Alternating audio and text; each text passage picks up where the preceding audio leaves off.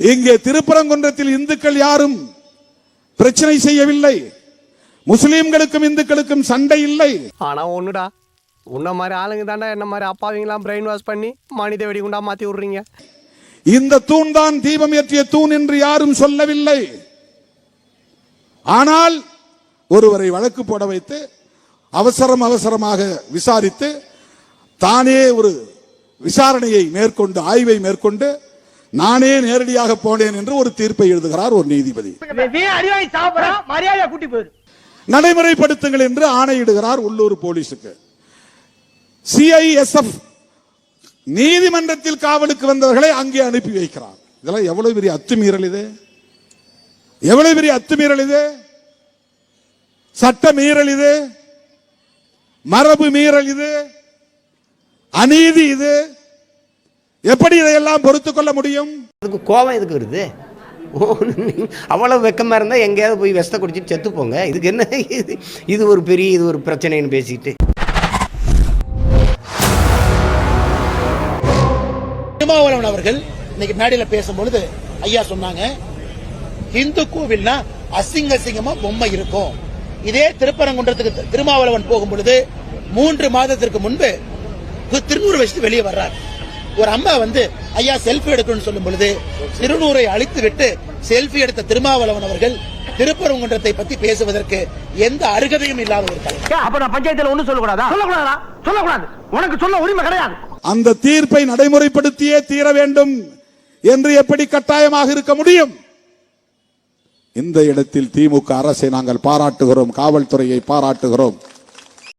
Cholan திங்கிறிய pearl திங்கிற பேப்புண்டமாவனே, இந்த பொழப்புக்கு 4 பேர் பூலபூமி பொழைக்கிற மாதிரி கிகோலோ பையன். மலையினுடைய பேரை சிக்கந்தர் மலை என்று மாற்றுவதற்கான முயற்சி நீதிமன்றம் தீர்ப்பு கொடுத்த பிறகு அதை மதிக்க மாட்டேன் என்று இவர்களாகவே சட்டம் ஒழுங்கை சீர்குலைத்து பிரச்சனை ஏற்படுத்துவது, இதையெல்லாம் மக்கள் பார்த்துக் கொண்டிருக்கின்றார்கள். நிச்சயமாக தமிழகத்தினுடைய 2026 சட்டமன்ற தேர்தலில் எதிரொலிக்கும். அப்படின்னா என்ன அர்த்தம்? எங்களை எல்லாம் ஓட ஓட வரட்ட போறேன்னு அர்த்தம். என இந்து சொந்தங்கள் முருக பக்தர்கள் இன்று வாக்குப்பெட்டி மூலமாக நிரந்தரமான நியாயத்தை அவர்கள் தேட வேண்டும். நீதிமன்றம் நியாயம் கொடுத்தாலும் கூட அதை உடைப்பதற்கு மக்களால் தேர்ந்தெடுக்கப்பட்ட பிரதிநிதிகள் முயலும் பொழுது இதை தவிர முருக பக்தர்களுக்கு வாய்ப்பில்லை. அது நிச்சயமாக அவர்கள் நடத்தி காட்டுவார்கள் என்ற முழு நம்பிக்கை வந்து கண்டமானதால் மீண்டும் தன் கிராமத்துக்கு சிறகுடிந்து செல்கிறது. வணக்கம். அதுவும் உங்களுக்கு தெரியும், 1995 ஆர்டிஓ ஆபீஸ்ல நடந்த பீஸ் கமிட்டி மீட்டிங்ல தர்காவை சார்ந்தவர்கள் தீபத்தை ஏற்றுவதற்கு எந்த அப்செக்ஷன் இல்லைன்னு சொன்னாங்க. 2005 சொல்லியிருக்காங்க. அப்படி இருக்கும் பொழுது தர்காவை வேண்டுமென்றே தூண்டிவிட்டு திராவிட முன்னேற்ற கழகத்தினுடைய ஆட்சியாளர்கள் இன்னைக்கு இந்த டிராமாவை பண்றாங்க. என்னடா அவார்டா கொடுக்குறாங்க, இப்படி ஆக்ட் பண்றியா? டிசம்பர் 1ஆம் தேதி தீர்ப்பு கொடுத்த பொழுது 2ஆம் தேதி தர்கா அப்பீல் போல 3ஆம் தேதியும் தர்கா வரல. 4ஆம் தேதிக்கு மேலதான் திமுக தூண்டி விட்டு தர்காவை கூட்டு வந்திருக்காங்க. திருந்த மாட்டல்ல, வருந்த மாட்டல்ல, செஞ்ச தப்ப கொஞ்சோண்டு உணர்வ உன்னை தூக்கி ஜெயில போலாம் நினைச்ச ஆரம்பிச்ச இடத்துல வந்து நிக்கிறியடா. மலை உச்சியில ஏத்தணும்னா தான் தர்காவுக்கு பிரச்சனை. அது தர்கா அங்க இருக்கு. அதனால் வேண்டுமென்றே தர்காவை தூண்டிவிட்டு மத கலவரத்தை ஏற்படுத்துவதற்கு திராவிட முன்னேற்ற கழகத்தினுடைய அரசு முயற்சிக்கின்றார்கள் என்றுதான் நாங்க பார்க்கிறோம். மணியா, சாதியாவும் மதமாவும் நம்ம சரங்க பிரிஞ்சு கிடக்கிற வரைக்கும் நம்மள மாதிரி அரசியல்வாதியை குதிரை ஏறிட்டே இருக்க வேண்டியது. அப்ப நம்ம மாதிரி ஆளுங்க சந்தோஷமா இருக்கிறது இந்த சாதியிலே கண்டுபிடிச்சிருப்பான்னு நினைக்கிறேன். இன்னைக்கு இந்த அறநிலைத்துறை சார்பாக வாதாடிய வக்கீல் ஜோதி என்ன சொல்றாரு? முருகனுக்கு 2 மனைவி இருக்கிறதுக்காக 2 தூண்ல ஏத்த முடியுமா? ஏன்னா மூக்கு புடப்பா இருந்தா சில நேரத்துல இப்படி எல்லாம் யோசிக்க தோணும் கொஞ்சம். இது நான் கேட்கிறோம், மாநில அரசு ஒரு முருக பக்தர்கள் முன்பு மண்டியிட்டு மன்னிப்பு கேட்கணும். இந்த வாதத்தை வைத்ததற்கே மன்னிப்பு கேட்கணும். என்ன பேசுறான் விடு. அவன் சொன்ன வார்த்தைக்கு இங்கே தூக்கி போட்டு கொலை பண்ணலாம்னு தோணும். அதுக்காக இப்படி படுத்த வச்சுடா செய்யறது. அப்படின்னா அப்படி தாண்டா. சபரிமலையில என்ன தீர்ப்பு? இத்தனை ஆண்டுகளா பெண்கள் போக கூடாது, இன்னைக்கு போலாம். அந்த தீர்ப்பை எதிர்த்தோம். திருப்பரங்குன்ற என்ன தீர்ப்பு? இத்தனை நாளா தீபம் ஏத்தணும், இடையில ஏத்துல, இன்னைக்கு ஏத்துங்கன்னு சொன்ன தீர்ப்பு. சபரிமலை தீர்ப்பும் திருப்பரங்குன்றம் தீர்ப்பும் ஒன்று கிடையாது. அதனால திருமாவளவன் அவர்கள் முதல்ல ஜட்ஜ்மெண்ட்டை படிக்கணும். அடி பல்லகளெல்லாம் உடைச்சு படிக்க தெரிஞ்சா படி, தப்பு தப்பா படிச்சு அடி வாங்கி சாகாத சொல்லி. மக்கள் எல்லோரும் ஒரு பக்கம் குழுமிக் கொண்டிருக்கின்றார்கள். ஒரே காரணம், ஒரே அடிப்படை காரணம், நமக்கு திராவிட முன்னேற்ற கழகத்தினுடைய ஆட்சி வேண்டாம் என்கின்ற ஒற்றை கருத்தில் இருக்கிறார். எல்லாருக்கும் தொந்தரவு கொடுக்கக்கூடிய ஆட்சி. இந்த ஆட்சியினால யாருக்கும் ஒரு பைசா லாபமோ பிரயோஜனமோ இல்ல. ஆனா என்ன பிரயோஜனம்? அம்மன் ஜல்லிக்கு பிரயோஜனம் இல்ல. அக்கா கனிமொழி அவங்க ஒரு கூட்டத்தை போடுறாங்க. எதுக்கு கூட்டத்தை போடுறீங்கன்னா, 2026 திராவிட முன்னேற்ற கழகம் சார்பாக அவங்க மக்கள்கிட்ட என்ன செய்யணும் அப்படிங்கிற வாக்குறுதியை கொடுப்பதற்காக ஒரு கூட்டம்.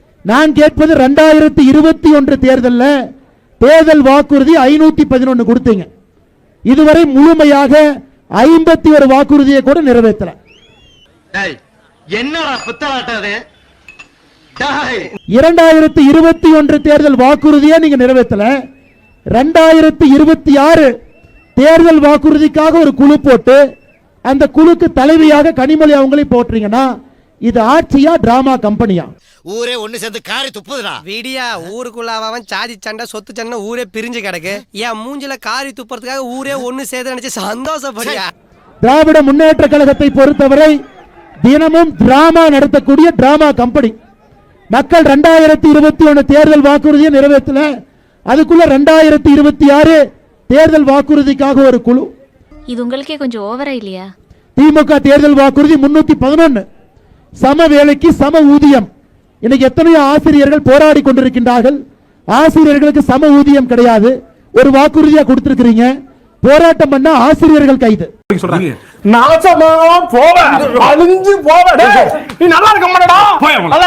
அனைத்து இந்திய அண்ணா திராவிட முன்னேற்ற கழகத்தினுடைய ஆட்சியில தமிழகத்துல 11 மருத்துவக் கல்லூரி அவர்கள் ஆட்சியில் இருந்த பொழுது மோடி ஐயா கொடுத்தது.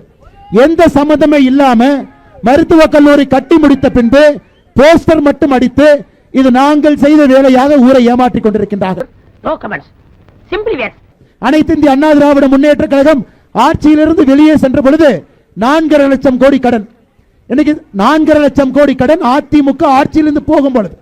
சுதந்திரத்திற்கு பிறகு அத்தனை ஆட்சிகள், அதிமுக ஆட்சி முடிஞ்ச 4.5 லட்சம் கோடி. வெறும் 4 ஆண்டுகள்ல 4.5 லட்சம் கோடி கடனாக இருந்த தமிழகம் இன்னைக்கு 9.25 லட்சம் கோடி கடன். என்னடி சொல்ற? நீ என்ன சொல்ற? என்னடி சொல்ற? அது அனைத்து இந்திய அண்ணா திராவிட முன்னேற்ற கழகம் அவங்க கடன் வாங்கினாங்கன்னு போய் சொல்லும் பொழுது காங்கிரஸ் கட்சியை சார்ந்த பிரவீன் சக்கரவர்த்தி என்கின்ற தலைவர் அவரு இல்ல இந்தியாவிலேயே கடன்கார மாநிலம் தமிழ்நாடு தான், இந்தியாவிலேயே அதிக கடன் கடந்த 5 ஆண்டுகளை வாங்கினது நீங்கள். பங்கு மாட்டிக்கிட்ட பங்கு. எப்ப பார்த்தாலும் எல்லாரும் சேர்ந்து எனக்கு திருட்டு பட்டம் கட்டலான்னு பாக்குறீங்களா? திருடின படத்தையே காட்டிட்டார்.